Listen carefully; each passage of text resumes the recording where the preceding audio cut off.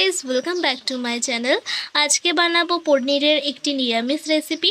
তো তার জন্য আমরা এখানে প্রথমে 300 গ্রাম পনির নিয়ে নিয়েছি। আর মশলার জন্য আমরা এখানে নিয়ে নিয়েছি টমেটো, আদা, কাঁচা লঙ্কা, কাজু বাদাম আর পোস্ত। পনিরের মধ্যে দেওয়ার জন্য আমরা নিয়ে নিয়েছি আলু, ছোলা আর মটর। যেই পেস্টটা তৈরি করব সেই পেস্টে যে উপকরণ নিয়েছিলাম সেই উপকরণগুলি আমরা এবার মিক্সিতে একবার পেস্ট করে নিয়ে আসব। আমাদের পেস্টটা করা হয়ে গেছে, আমরা পেস্ট করে নিয়ে চলে এসেছি। আর আমরা এখানে নিয়ে নিয়েছি চই। আমরা পনিরটার নুন আর হলুদ ভালো করে মিশিয়ে নিয়েছি। আর আলুগুলোতেও আমরা নুন আর হলুদ ভালো করে মিশিয়ে নিয়েছি। এইদিকে কড়াইতে আমরা তেল বসিয়ে নিয়েছি আর এর মধ্যে আমরা দিয়ে দেব ঘি। এর মধ্যে আমরা পনিরগুলো ভেজে নেব। পনিরগুলো যখন লাল লাল করে ভাজা হয়ে যাবে তখন আমরা পনিরগুলোকে তুলে নেব। ওই তেলেই আমরা আলুগুলোকেও লাল লাল করে ভেজে তুলে নেব। আর পনির আমাদের এইদিকে ভেজে তুলে নিয়েছি। তেলে পনির আর আলু ভেজেছি, ওই তেলের মধ্যে আমরা দিয়ে দেব গোটা গরম মশলা।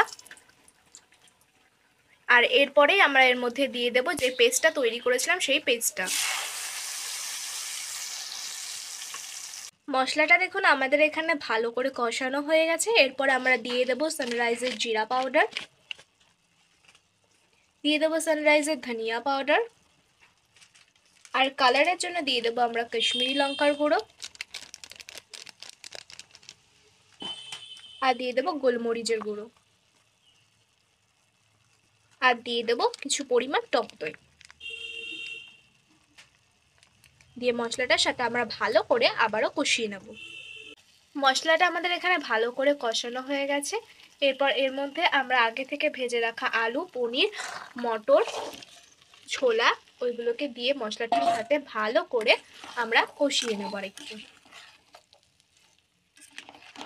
এটা আমরা কিছুক্ষণ কষিয়ে নিয়েছি। এরপর এর মধ্যে আমরা আগে থেকে গরম করে রাখা জলটা দিয়ে দেব। জল দিয়ে আমরা পনিরের তরকারিটাকে ভালো করে ফুটিয়ে নেব। এরপর এর মধ্যে আমরা দিয়ে দেব পরিমাণ মতন চিনি। আপনারা যে যেরকম চিনি খেতে পছন্দ করেন সেরকমই চিনি দিয়ে দেবেন। আর দিয়ে দেবো পরিমাণ মতন লবণ, আর দিয়ে দেবো পরিমাণ মতন হলুদ। দিয়ে আপনারা এটাকে ভালো করে ফুটিয়ে নেব। আমাদের এটা ভালো করে কষানো হয়ে গেছে। আমাদের এটা ভালো করে ফোটানো হয়ে গেছে। এরপর এর মধ্যে আমরা দিয়ে দেব ধনেপাতা, আর দিয়ে দেবো শাহি গরম মশলা। দিয়ে আমরা এবার এটাকে নামিয়ে নেব।